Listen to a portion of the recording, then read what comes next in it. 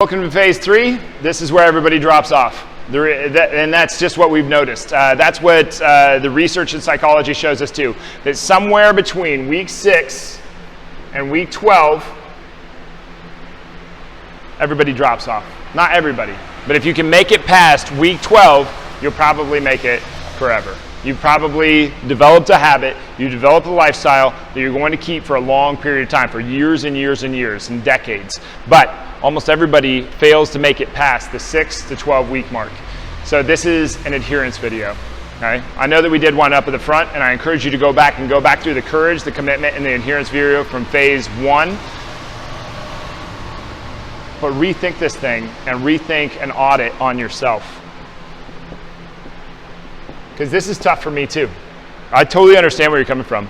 I can't tell you how many different programs I've done where I got to the 3rd phase and I didn't want to do it anymore. I was like, okay, I get what's going on here. Even though I didn't explore phase 3 and phase 4 and phase 6 and phase 10 and phase 12, I didn't experience them all because I had this mental block around I was bored. Okay? This mental block around, oh, I'm bored, I'm going to move on to something else. I get what's going on here. No, I didn't. I didn't understand what was going on there. I needed to understand what was going on there, but I didn't. Why? This is like what we talked about with the fear video, where it's going to look like your couch. Fear isn't going to look this obvious, like, hey, I'm scared. It's going to look like your couch. It's going to look like your bed. It's going to look like the Doritos at the store. It is not going to look like what you think it's going to look like. It's going to look like this. It's going to look like dropping off.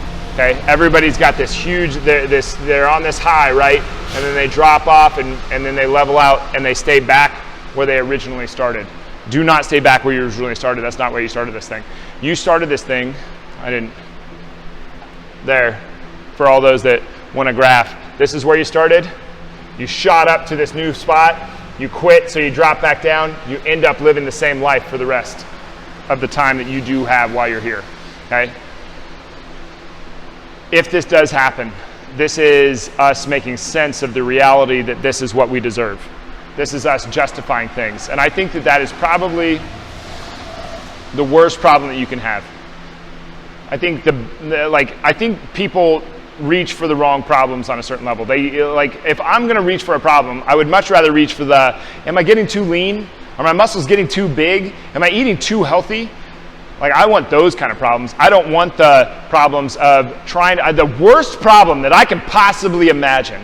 The absolute worst problem that I can possibly imagine is trying to come up with reasons for why I didn't go for what I wanted to do in the first place. That sounds like the hardest, that sounds like the worst problem I can possibly imagine. Can you imagine sitting around just and trying to justify why you didn't have the courage to do what you wanted to do when you wanted to do it?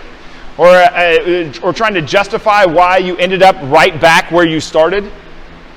Why you didn't keep on going? I mean, wouldn't this be better? You won't do that. You'll probably do some version of this. Plateau, jump up, plateau, jump up. But wouldn't that be better than this? This is where that courage thing comes in. This is where gutting it out comes in. I think when you get to the 6 to 12 week mark where everybody falls off, there's a reason why all the diets and everything only last 6 to 12 weeks.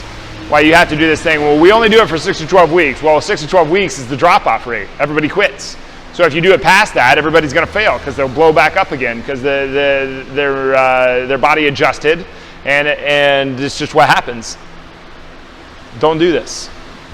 This is where the grind comes in. This is where you got to toughen up. This is where you find a way or you make one.